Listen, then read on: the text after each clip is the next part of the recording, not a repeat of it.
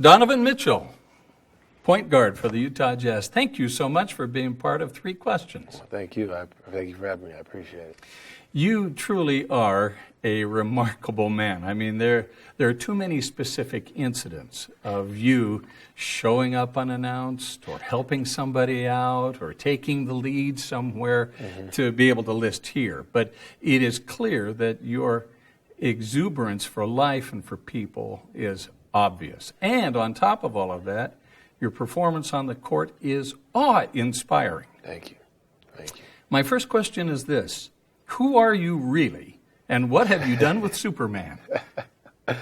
I am the most childish person you'll ever meet, to be honest. I am a kid at heart who just likes to have fun. But, yeah, I just try to find ways to get back as much as I can. I always tell the story. I had an incident that I met an NBA player who I asked for an autograph, and he said, sure. I turned my back to get a pen, and he walked away. And that really what sparked this. And I said to myself, if I'm ever in the position to help others or find a way to put a smile on a kid's face or anybody's face, I'm going to do it. So I think that person who shall remain nameless. You and your mother have an incredible relationship. What has she taught you about life and the value of education and helping people? She's taught me, to stay humble throughout everything. It can be taken away, like in the blink of an eye. I'll never forget I broke my wrist in high school, and a week before, my mom said that I was acting out of my character. I wasn't really going to class, just wanted to play basketball. I didn't really, care, and for lack of words. But that next week, she said to me, God's going to get your attention. And that was her way of always kind of getting me back in line. And this time I didn't listen. And the next thing you know, basketball was gone for a whole summer. From that point on, everything she said, I listened to, for sure. It's I don't know how she knows, but she knows. And she taught me so much, but being humble was her message for sure. You are still working on your degree at University of Louisville. Yes, sir. What is it that a college degree will give you that you can't get in the NBA? Knowledge. Knowledge is power. That's one thing I've always heard, and I completely agree with that statement. You can turn your ankle, you can hurt yourself, and you can be done with basketball, but, the stuff that you learn in school, you can never lose. No one can ever take that from you. I can lose all the money I have or all the money I ever make. I can lose, it's sad to say, but I can lose family, friends, but I'll never lose my education. That's one thing that can just never be taken away.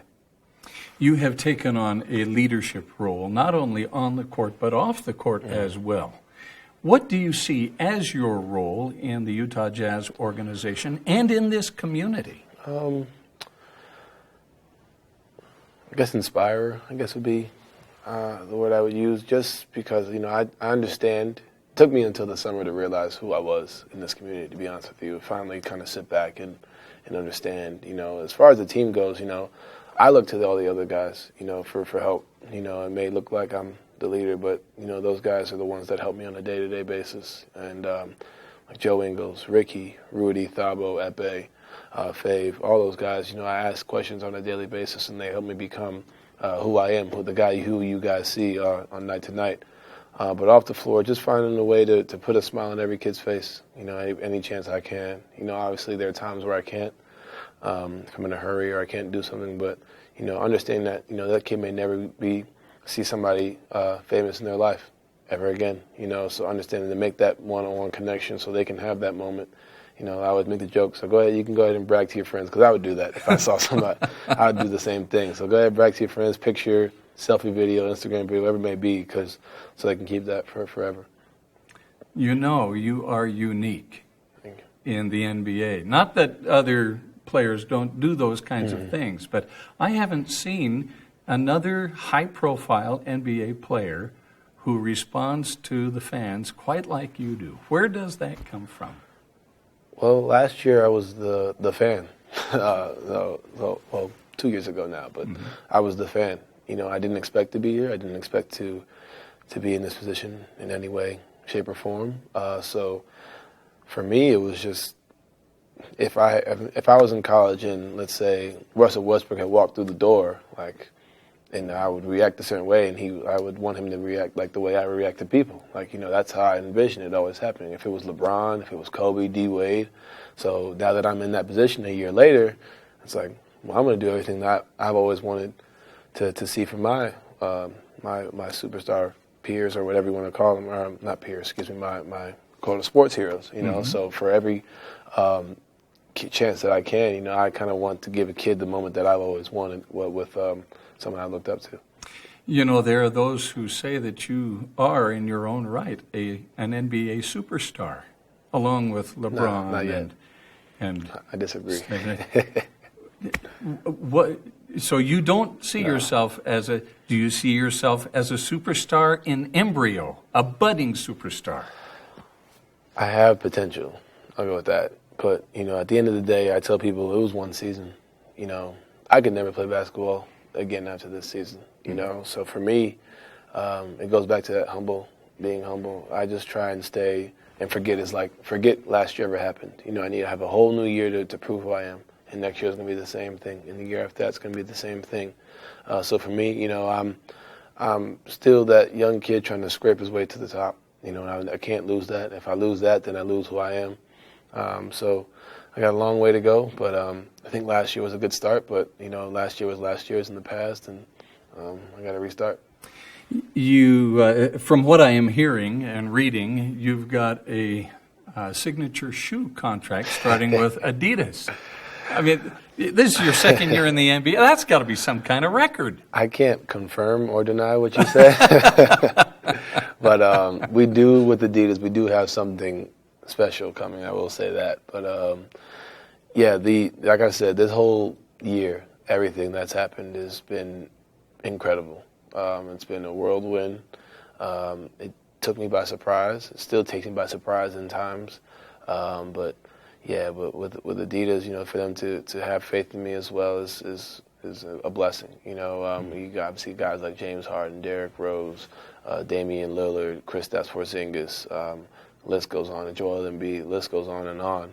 For me to be part of that family is incredible. You've got a $3 million contract with the Jazz right now, but in the coming years... I didn't know that. I'm kidding. You should look at your checkbook. But in the coming years, your income is going to increase dramatically. I mean, you are 22 years old. Have you been able to comprehend how much money you are going to have at your disposal, and what are you going to do with all of it?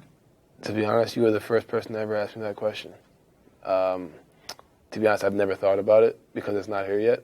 God willing, with all things going well, I do have that opportunity.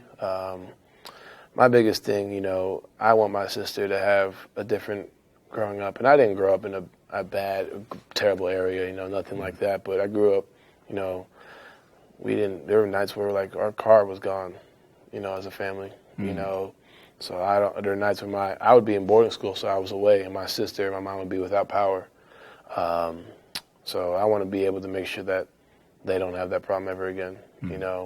For myself, obviously being here, I could sleep in the gym and this is a nice facility we have, so I'd be fine. You know what I mean? So I want to make sure that they have everything they need, and hopefully when that day comes, spoil them in any way I can, and obviously get myself a Lamborghini too, for sure. That's my one goal. I think you have it coming. You have talked about the Utah Jazz winning an NBA championship. There are just some small things like the Golden State Warriors and the Houston Rockets that would love to prove you wrong. From where you sit, what does the Jazz need to do to win an NBA championship? I think we're fine where we're at. I think losing Dante and Ricky the way we did kind of took us, and we only had one day, to kind of adjust to that. Kind of took us for a spin. We won game 2, came back, had game 4, but kind of lost it, and had game 5 and lost it. So if we get 2 of those, it's 2-2 or 3-2. It's a one-game series. So I think that we have confidence, and as you see with the way we went about this offseason, we think that with what we have enough. And adding Grayson will be special as well. But I think with what we have the strength to do whatever we're capable of. And the strength of our team is very true. You know, we find ways, and obviously we do have those small tasks of beating the Golden State Warriors and the Rockets, like you said. But you know, the West is the West, and if we can get through that, I think we could make some noise if we made it to the finals. You and Rudy Gobert have a great relationship, both on and off the court. How important is that relationship to the success of the Jazz? I think it goes a long way, you know, for sure. Obviously, it's no secret the amount of attention both of us get. You know, I think there are teams that wouldn't be able to handle it. You know, I've noticed that, and as I've watched game leagues in the past, you look at Shaq and Kobe. And I'm not saying we're Shaq and Kobe. Please don't take that from what I said. But you look at guys who have had superstars, stars, I should say, like who have had the same, the same attention. You know, it kind of gets in that way. But it goes back to what I said about the strength of our team as our team. We put all that behind us. You know, he won defensive player of the year. Yeah, I had a great season last year, but that was last year. You know, at the end of the day, he's still goofy old Rudy Gobert, and I'm still the young kid Donovan. You know, so I think that's kind of where our relationship is, and I think that allows us to, as a team, you know, go out there and make fun of each other, make jokes, and then continue to be the humble beings that we are, because we all came from being overlooked. You know, Rudy is obviously, you can tell with his number with 27. Joe Ingles was cut by the Clippers. People said Ricky wasn't a scorer, couldn't shoot, wasn't a good point guard. We can go down the line with everybody, you know. So I think that is our motto, and that's always been our motto, and I don't think we'll ever lose that. There is a story out there that when you came and worked out with the Jazz for the first time before they drafted you, that after the workout, Dennis Lindsay, the general manager, gathered everybody who had seen you work out, gathered them around him and said, if I hear one leak about how good Donovan Mitchell is, you're all fired. How true is that story? I don't know how true it is. I didn't think it was true because I didn't think I worked out that well. I thought I played all right. You know, it's my first workout as a whole, but I didn't know they were that. They had a great poker face, I should say. You know, when I had their meetings, it was like, well, this was good. This was good. You could have done better in this. You got to eat better here. You got to do that. So they played it very well and very, very close to the best because I had my agent knew, but I told him not to tell me any positive news so I can continue working. But I've heard that story a few times too.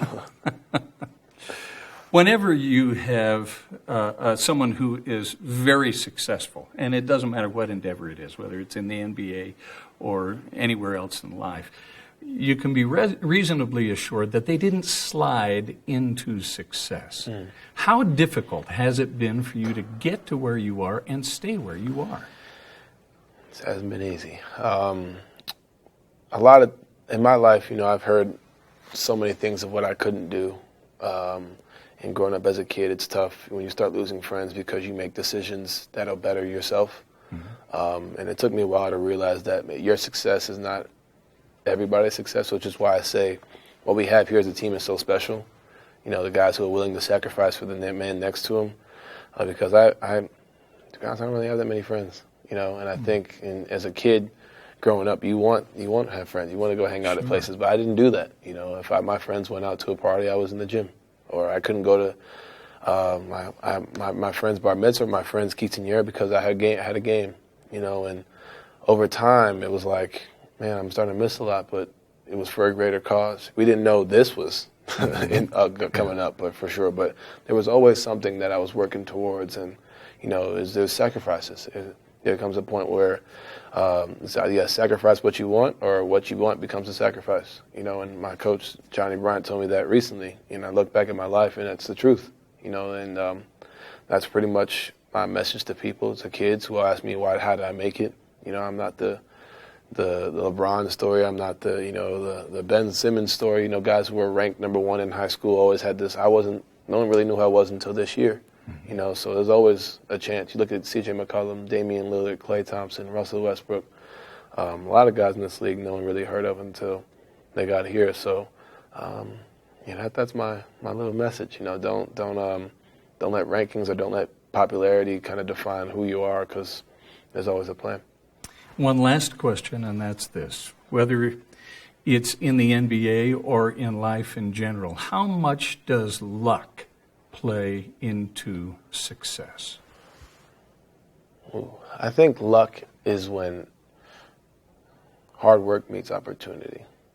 I think you look at my workout with the Jazz, I had the opportunity where, I've been working so hard, and boom, I'm faced with opportunity number one.